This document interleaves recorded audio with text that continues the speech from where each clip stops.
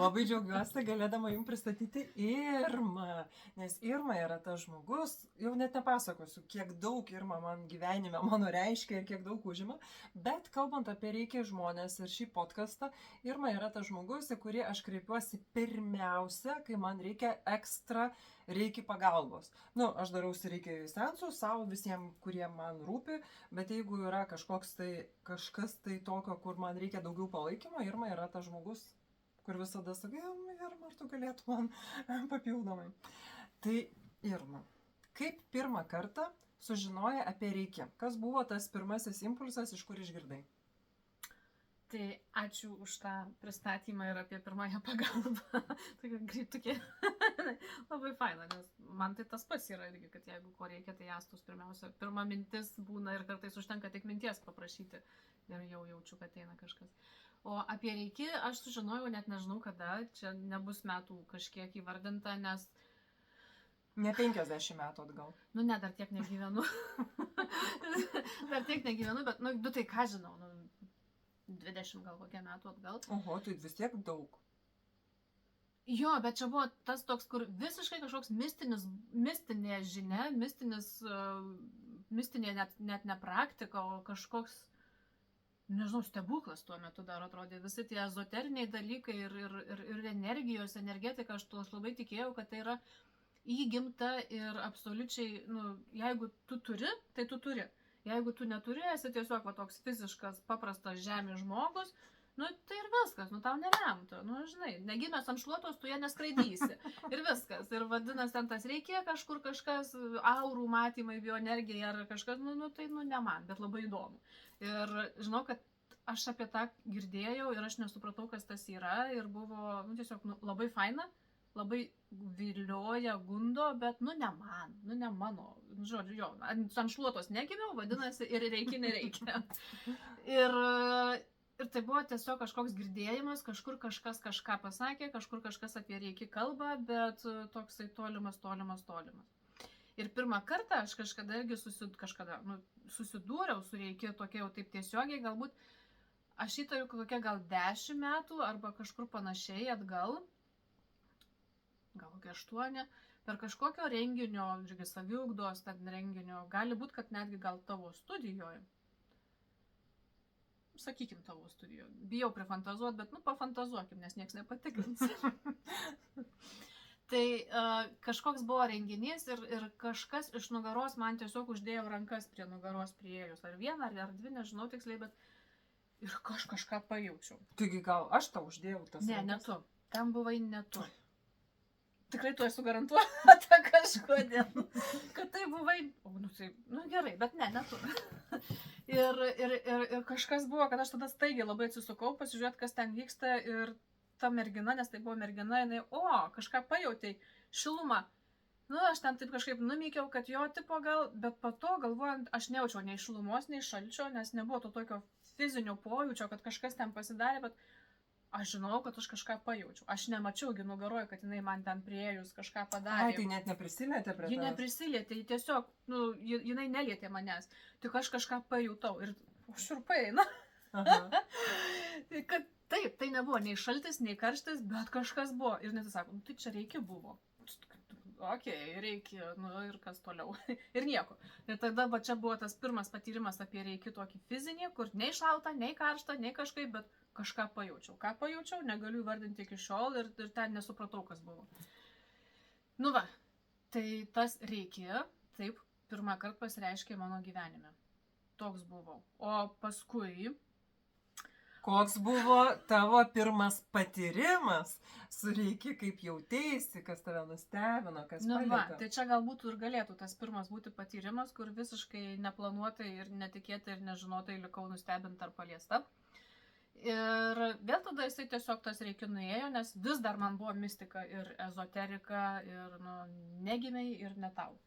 Ir po kurio laiko, palyginus gal neseniai, prieš kokius 5 metus ar 4, atradau, jau labiau pasigilinau į tas energetikas, energiją ir visą valdymą, nevaldymą, net kažkokį turėjimą to ir pasiekė žinios ir pati susiradau, kad nu, nebūtina tau su tuo gimti. Tu jau gimsti su tuo, net ne tai, kad nebūtina tau gimti su tuo. Tu jau gimsti su tuo, tu tą turi savyje ir tiesiog, jeigu nori, gali tą išlavinti. Ir kai tą sužinojau, supratau, tuomet pradėjau biškį gilintis į tą ir labai labai norėjau tų reikia mokymų ir norėjau tų reikia iniciacijos. Ir ją gavau pirmąją prieš 3 metus, po to gavau antrą iniciaciją, gal prieš 1,5 metų pas Sigitą Paulaitį atsinaujinau, pakartojau pirmą iniciaciją, antrą iniciaciją ir dabar, aš žinau, tai nėra kažkoks, aš žinau, aš suprantu, kad tai nėra tik tai palaimintųjų arba pateptųjų kažkokia magija, jėga, galia ir kad tai nėra stebuklingų galių, ten stebuklingieji ketvertai, kas ten iš Marvelo, jeigu tu turi, tai turi, nes nu, tu turi ir viskas. Tai tu gavai iniciaciją, net negavusi reikia seanso prieš tai, nes... Taip. Tai va. Taip, čia buvo tas man, čia labai geras klausimas ir labai įdomus pastebėjimas, nes taip, aš nebuvau nei patyrus daugiau išskyrus va tą kažką ir man nebuvo, bet aš žinojau ir aš skaičiau ir tiesiog žinojau ir tas, kai čia tu kažkada sakėt, atėjo prisiminimas apie kažką, kad man reikia, man atėjo žinojimas, kad man reikia tą atgaivinti, man reikia tą atsinaujinti ir įgauti žinias ir tą Prisiminti ir įgauti žinias ir įgauti galę, įgalinti save tą naudoti. Savo tuo tokiu paprastu logišku protu tiesiog įgalinti, kad aš galiu. Ir va tada ieškojau jau mokymų, ieškojau kursų, ieškojau, kur ten kas gali būti ir nebūti ir viskas labai susiklostė man palankiausiai, kaip galėjo ir aš tą gavau ir turėjau ir turiu.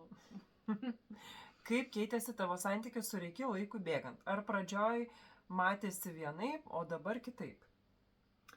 Tai pradžioj reikia man matėsi būtent tas stebuklas kažkoks, kur va dabar aš jau čia gydysiu visus, kai įgausiu tą iniciaciją ir praeisiu mokslus, atnaujinsiu informacijas ir žinias ir gydysiu visus. Žinojau, kad aš pirmiausia turiu gydyti save ir žinojau, bet vis tiek buvo giliai viduj, kad aš dabar visus gydysiu. Va čia eisiu ir visiems kleisiu meilę, gėrį, laimę, žodžiu, visus. Bet per tą iniciaciją ir per tas žinias ateina tau irgi žinios ir mokymas, kad tu negali daryti nieko per prievartą kitiems. Vadinasi, tai, ką gali padaryti daugiausiai, yra pirmiausia save gydyti arba save tvirtinti, stiprinti ir po to, jeigu kitas sutinka, tik tai tada gali kitiem. Tai va, čia mano tas biški toksai pasipūtimas buvo labai gražiai nuleistas ant žemės, kad pirmiausia susitvarkyk su savim, o paskui jau gali kažką daryti kitiems, jeigu jie to nori ir jeigu jie tą leidžia. Tai va čia keitėsi mano tas suvokimas ir nu, su žiniomis ateina, kad tu įsivaizduoji ir jau labai čia wow, kilu iki debesų ir visiems meilę gėrį duodu, o paskui supranti, kad nu, jiems to galbūt nereikia, jie to nenori ir čia mano primetimas būtų mano valios įteikimas kitiems. Tai dabar aš suprantu, kad tai yra absoliučiai sąmoninga energija, kurios aš negaliu naudoti savo užmojams pasaulio gelbėti ir gydyti, nes čia būtų mano tiesiog ego noras, kad aš noriu visiems laimės. O tie visi galbūt nenori tos laimės ir man nesvarbu, ko jie nori, aš noriu, kad būtų visi laimingi, mylėtų mane pirmiausia, o paskui vieni kitus. Tai ne. Tai dabar aš tą naudoju savo, naudoju kitiems, kai kiti to paprašo. Ta pirmoji pagalba, antroji pagalba ar kažkas, bet nedaugiau. Kokias realizacijas gavai per praktiką? Nu tai irgi iš dalies papasakojai, bet gal dar kažką galiu papasakoti. Kokias realizacijas gavai per praktiką? Kokie vidiniai suvokimai atėjo, ką tau parodė reikia kelias? Tai čia tą gal ir labiausiai parodė, kad aš negaliu kištis į kito kelią, į kito pasirinkimą, į kitos sielos kažkokius numatytus planus, kuriuos atsinešame, nori tiki, nori netiki į šią žemę ar kažkaip, bet kad kiekvienas turi savo tiek kelią, tiek savo, nežinau, kelią, ne tai kad kelią, bet tiek savo planą, kaip tą įgyvendins ir kaip tą pasieks. Ir reikia gali padėti, ir reikia yra sąmoninga energija, ir jinai gali padėti man ir padėti kitam, jeigu tas kitas to nori. Tai man čia buvo didžiausias suvokimas, ko gero, ir toksai jo labai gražus ir švelnus manęs nuleidimas ant žemės, kad, ne viskas sukasi apie mano gėrio linkėjimą kitiems ir gėrio norėjimą kitiems. Tai aš to noriu, bet nebūtinai visi kiti nori, jau čia kartojosi, bet žodžiu, čia šitas, tikriausiai buvo svarbiausias ir toks, ir sunkiausias, nes buvo be abejo tokio pasipriešinimo, tai kaipgi, taigi aš čia noriu tik tai gero, ir dabar aš negaliu to gero duoti kitiems, nes aš dabar jau turiu čia tiek daug ir aš dabar galiu tiek duoti. Pasodinta ant žemės, labai gražiai ir švelniai. Kaip reikia gavdė tą padaryti ir tai padarom. Kaip reikia pakeitė tavo gyvenimą? Sveikata, emocijos, santykiai, požiūris į gyvenimą ir į save. Pirmiausia, ką man reikia davė, tai pasitikėjimą stipresnį visata ir tuo planu, ko gero, pagal ką kodėl mes esam čia, kodėl aš esu čia. Aš nežinau visko ir nežinosiu visko ir tikriausiai nereikėtų žinoti visko, nes nereikia gal. Tai ir pasitikėjimą visata ir bendra kažkokia ta, bendrų būvių visų ir savo tame tarpe ir pasitikėjimą tiesiog savimi tvirtesnį buvimas savęs dabartyje. Kažkoks net ir stiprybę vidinę ir psichologinę gal ramybę labiau ir tokio tvirtumo. Ta labai sunku taip išsakyti tvirtai ir paprastai, bet tokios tvirtybės. Tvirčiau jaučiuosi stovinti ant žemės, man atrodo, nes aš žinau, kad čia dabar kažkur kažkas per kažką mane sieja su tuo gyvybės kanalu ir ta reikia energija kaip pagrindinė gyvybės energija, jinai tiesiog yra ir jos niekas iš manęs negali atimti. Niekas su ja nieko negali padaryti blogo, ypač man, arba aš negaliu niekam blogo su ja padaryti, nes jinai yra sąmoninga ir pati gali nuspręsti, sakys ne, ir viskas. Dar labai įdomus potyriai, ko gero, tokie iš tų tokių akivaizdesnių, kad būna, kaip pačiai net nejaučiant, ima ir prasideda vaikščiojimas energijos reikia ir tada toks atsikvošėjimas įvyksta. Tai gerai, kas čia vyksta? Kas čia dabar darosi? Kam čia tos reikia? Čia man reikia ar kažkam kitur? Ir tuomet toks irgi pasitikėjimas viskuo, kas eina ir kaip eina, ir ta pačia reikia energija ir to, ko aš nežinau ir ko aš negaliu kontroliuoti, ir gerai, ir eik. Ir eina, ir reikia ten, kur labiausiai tau reikia, ir tada... Man irgi kaista delnai dabar tavęs neklauso. Ir tas toks, gerai, aš nežinau visko, ir nereikia man žinoti visko, bet aš esu tas bambukas, per kurį eina ta energija ir jinai daro savo darbą ir aš esu tarpininkas ir valiau. Kaip reikia gyvena tavo kasdienybėje? Ar praktikuoji kiekvieną dieną, kaip ir kada? Tas atsidusimas. Labai norėčiau sakyti, kad kasdien darau pilnus reikis seansus savo ir kitiems. 2 kartus per dieną? 2 kartus per dieną, ryte vakare. Taip. Skiriu kasdieną po 2 valandas. Jo, dėja. Taip nėra, labai norėčiau, bet nėra. Kasdien irgi nepavyksta nei trumpojo, nei ilgojo, bet... Turiu tą savo irgi tokį intencijų sąrašiuką punduką, kur irgi ne kasdien, bet karts nuo karto reguliariai pasinaudoju tą reikia energiją ir pasiunčiu, kad jis tai išsipildytų. Tai bent jau kartą į savaitę tikrai pasistengiu sau pasidaryti reikia. Jeigu nepilna, tai trumpą jį arba intuityvų į kažkokį sensą. Ir ką labai pastebėjau, kad čia vėl pasikartosiu ko gero, nes tą gali pasakyti visi, kas praktikuoja reikia tikriausiai, kad jeigu ilgesnį laiką nedarai, nepraktikuoji ir savęs nestiprini reikia, labai pasijaučia.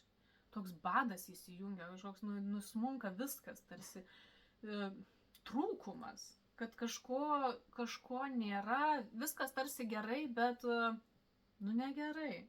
Ir trūksta ir energijos, ir to džiaugsmo, ir to malonumo gyventi, ir kažkokio, nėra tų sparnelių malonių, kur kažkaip. Tai žodžiu, tai su reikia pasidarius viskas, tarsi nieko neįvyksta, bet kažkaip viskas labai geriau pasikeičia. Ir jeigu tą padarau dažniau, nuosekliau, ilgiau savo, tikrai jaučiu poveikį. Ir net ir visi, nežinau, norai, kažkokie va tos intencijos, jeigu konkrečiai su viena dirbi ilgesnį laiką, nu, jinai, ne tai, kad va įvyksta, bet kažkaip kažkas susidėliojo visos daugumą aplinkybių į to išpildymą, padarymą ir kažkokį lengvesnį pasiekimą arba parodymą, kad, nu, ne, šito man nereikėjo vis dėlto. Čia buvo kažkoks tik tai šiaip savo užgaida, vėlgi, gal kažkoks ego ar kažkas užsinorėjo, nes, nu, fainagi čia turėtų būti, žiūrėk, kaip ten tas fainai gyvena, tai ir aš taip galiu, ir aš noriu tokio dalyko. Nu, paskui, na, ne, visai gerai ir be to, ir visai nereikia. Tai reikia, norėčiau turėti kasdienybėj tokį rutinišką procesą ir turėsiu. Dar ne šiandien, ne rytoj, bet turėsiu. Nu, tai nes, nu, tai padeda gyventi, tai smagiau su tuo gyventi ir aš kartais nežinau, kodėl sabotuoju save ir tą pasidarau. Tinginystė. Tiesiog. Ne, tai tu darysi ir tau ilgainiui harmoningai viskas susidėlios pačiu geriausiu būdu.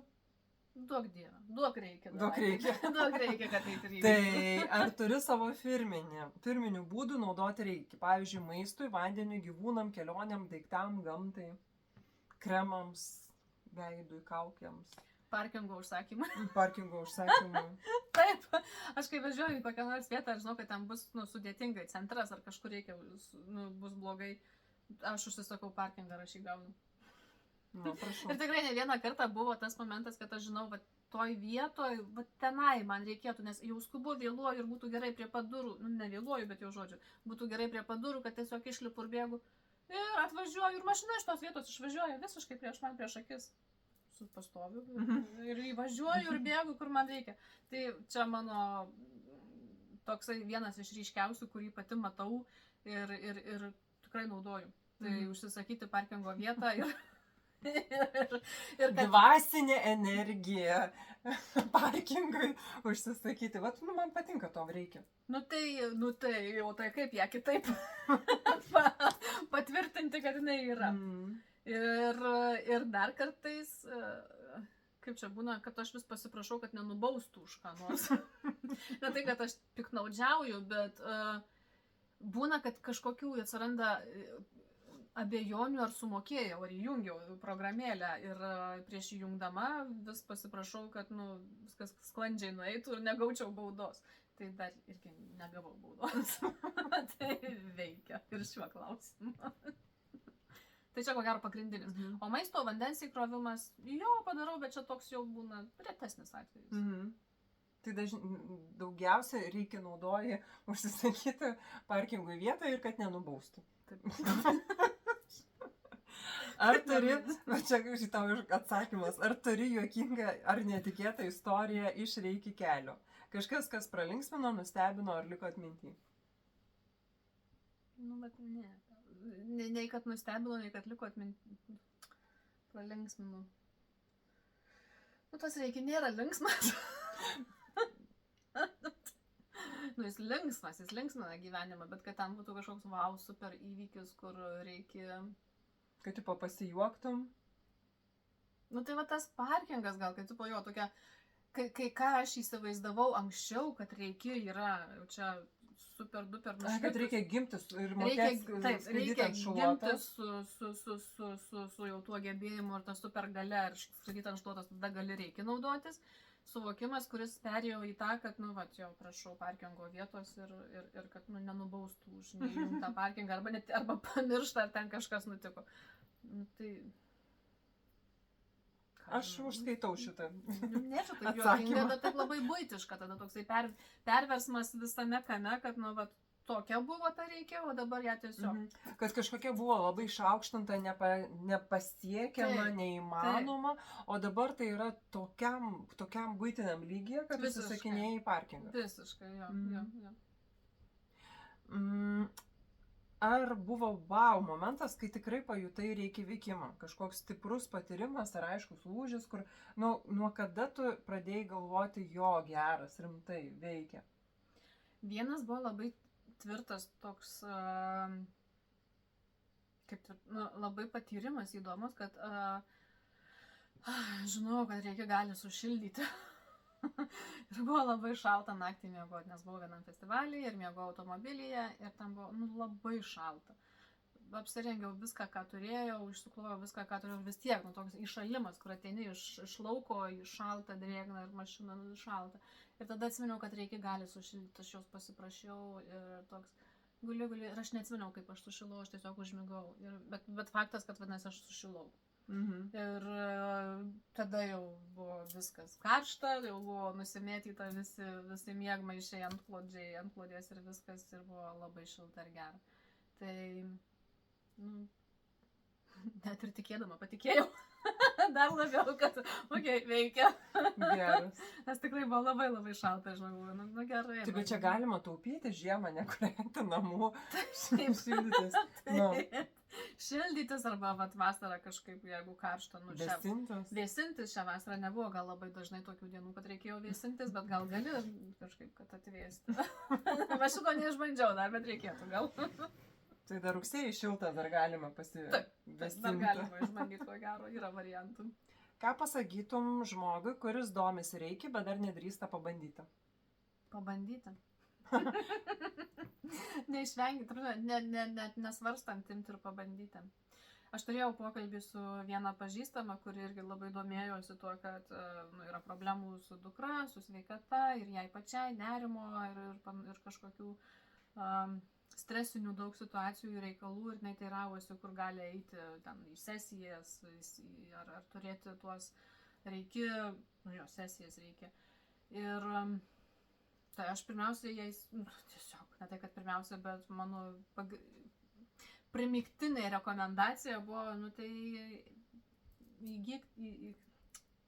pasimk iniciaciją, pasidaryti iniciaciją, kad pati turėti tą ir pasidaryti savo, neeiti pas kitą ir prašyti, ne tai, kad, tiesiog nelaukti ir neieškoti galimybių gauti iš kito, kai gali pats savo padėti ir pats savo padaryti. Nes čia man yra vienas iš tų dalykų pagrindinių galių, kad pirmiausia tai yra tau, tai yra man, savo ir tik po to kitiems.